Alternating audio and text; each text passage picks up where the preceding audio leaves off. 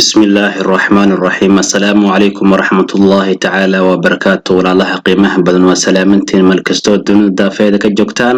كسو دوادا برنامجكين ابديت كورارka ciyaaraha ugu dambeeya qodobada saacadaha ugu dambeeya taagna ayaan ku soo qaadan doonaa haday noqoto arrimaha xanta sidoo kale haday noqoto arrimaha officialka noqday wax walbo update-ka ugu baahantiin kubadda cagta ee hadda barnaamijkeena kaga bagan doontaan balse intaan gudu gelin barnaamijka walaalaha qiimaha badan haday taa markii koogu horeysoo boqonaysa channelkeena subscribe noo saar sidoo kale halowin inaa muuqaalka laga noo saarto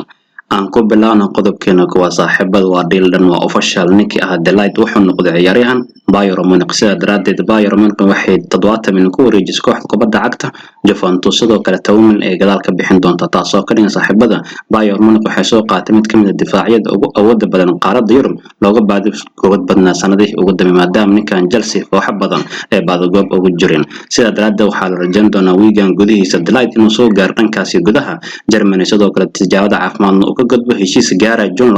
2022 oo qalinka doog sidoo kale la soo bandhigay sida daraadeed saaxiibada waa official ninkii ah Delight wuxuu noqday ciyaaryahan Bayern Munich kaliya waxa dhiman in si official loogu dhawaaqo sidoo kalena la soo bandhigay ciwaanada kale aan soo qaadan karno waxa kamid ah SS Roma official saaxiibada waxay gacanta ku dhigtay Paulo Dybala sida hadda shaac laga qaaday ninkan heshiis 3 sano ayuu qalinka doog sidoo kale June 2025 ayuu heshiiskan dhacay waxa kale shaac laga qaaday mushaar ahaan SS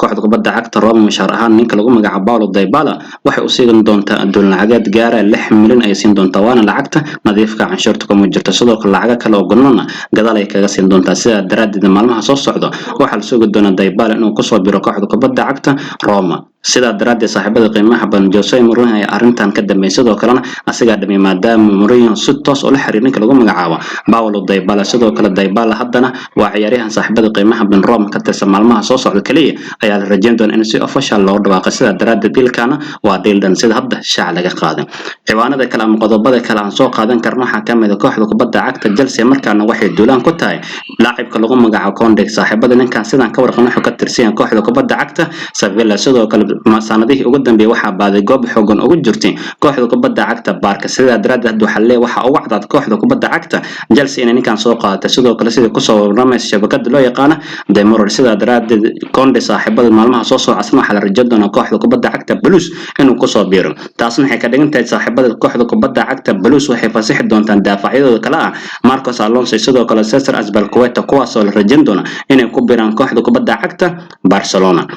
sidoo kale ogaada ninkii Lewandowski waa la soo bandhigay kooxda kubadda cagta ay soo bandhigtay Barcelona dhankaas iyo Miami ay saaxiibada Barca ku sugan tahay sida daraadeed Lewandowskina waa la soo bandhigay saaxiibada Lewandowski sidaan ka warqabna aduun lacagad gaara 50 milyan ay kooxda kubadda cagta Barca ku soo qaatay 3 sano oo heshiis gaarayana ayuu qalinka duugay tijaabada caafimaadna oo ka gudbay sida daraadeed ninkan Barcelona dhankaas iyo Miami ay ku soo bandhigtay sidoo kale video ayaa la soo bandhigay baraha bulshada sidoo kale wuxuu yiri inaan ku soo biro kooxda kubadda cagta Barca baan ku faraxsanahay sida daraadeed ninkan waxa la rajayn doonaa weeraryahanka saaxiibada qiimaha badan ugu awoodda badan Barca sidoo kale Barca sanadaha soo socdana inuu gool gaarsiin doono ayaa inta badan looskooda raacay sida daraadeed ninkaana waa la soo bandhigay kooxda Barcelona dhankaasi waxay ku sugantahay gudaha USA sidoo kale waxay dheeli doontaa ciyaaryahanada waxay dheeli doontaa kulamada Barcelona isku diyaarin doonto wuuna kala qayb qaadan doonaa walla kooxda kubadda cagta AC Milan markaan waxay duulaan ku tahay wiilka lagu magacaabo Renato Sanches sidaan ka raqana Portugiiska wuxuu ka tirsan yahay kooxda kubadda cagta Lille sidoo kale sanadihii ugu dambeeyay waxa loo balina in kooxda kubadda cagta PSG ay qaadan doonto maadaama hadda PSG ninkan ay ka gaawis hadda waxa la leeyahay AC Milan ayaa ugu cadcad qaadashada Renato Sanches sidoo kale qodobkan wuxuu noqon doonaa saacadaha nagu soo foodle si official in lagu kala baxo sidoo kale qodobada kale aan soo qaadan karno waxa kamid ah kooxda kubadda cagta Tottenham markaan waxay duulaan ku qaadeen ninka lagu magacaabo Memphis Depay aduun lacagad gaar ah 10 milyan oo dollar ay Barca miis ku saartay laakiin Barcelona waxay doonaysaa ciyaaryahankeeda hadii fasaxayso kaliya inay ku fasaxdo lacag gaaris 20 milyan sidoo kale farqi saas u weyn uma dhaxay sidoo kale waxa la rajayn doonaa Barca iyo Tottenham inay isku soo dhawaan doonaan 28 jirkan saaxiibada kooxda kubadda cagta Barcelona waxa uu sheegtay inuu naadir raasay maadaama hadda qorshe Shafi وصل كميد أصلا حديار ويا دلوا البقو ماذا إنه كفائدة سودو كل توتنهام نحسين دون تأديق لو يقانا يوفي جام ليج إنه كسر مقصود كل توتنهام صاحب هذا سنده توتنهام صاحب هذا صحيح وين ويسمى سيدا دراد أيضا كوحدان كبدا عقد أبو ديدن سرى الله سوق سيدا دراد باي وحال رجندنا ساعدها صوص عدنا إنه كم النقد كوحد كبدا عقد توتنهام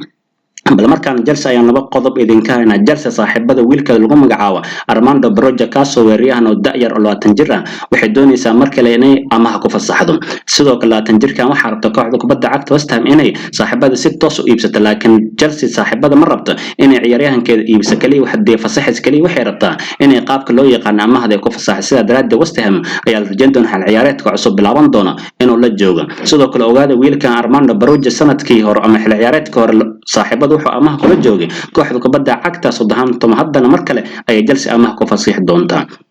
ciwaanada kale isla Chelsea aan ka soo qaadan karno waxa kamid ah kooxda kubadda cagta Chelsea wiilka center back ama qalbada dhex daafac kaaga ciyaaro wiilka lagu magacaabo Levi Colwill Kanu 19 jir saaxiibada wuxuu diyaar u yahay inuu kooxda kubadda cagta Chelsea iskaga tago haddii Chelsea ay soo qaadato daafacyo badan. Sida daraaddeed wuxuu doonayaa in Chelsea iskaga tago haddii kooxdiisa ay daafacyo badan soo qaadato. waad ku mahadsantiin saaxiibada daawashada muuqaalka halkaas oo barnaamijkan update wararka ciyaaraha ugu dambeeya inta badan arrimahan ku la fargurayni waa dhankaas suuqa. Sidoo kale qodobada kala soo kordhay sheekooyin kala soo kubadda cagtana barnaamijyada dambe ay ku ogaan doontaan. hadday tahay markii kuugu soo boqonay channelka subscribe noo saar, sidoo kale loo inaa muuqaalka laga noo saarto aragtida comment noo qeeb hadda kamid saaxiibada hore noo la joogay muuqaalka sharci saaxiib wanaagsan adoo kale channelka ugu soo biiraan. inta barnaamijkan barnaamij lamid ku kulmeyno amaana Allah. Assalaamu calaykum waraxmatullaahi tacaala wabarakaatuh.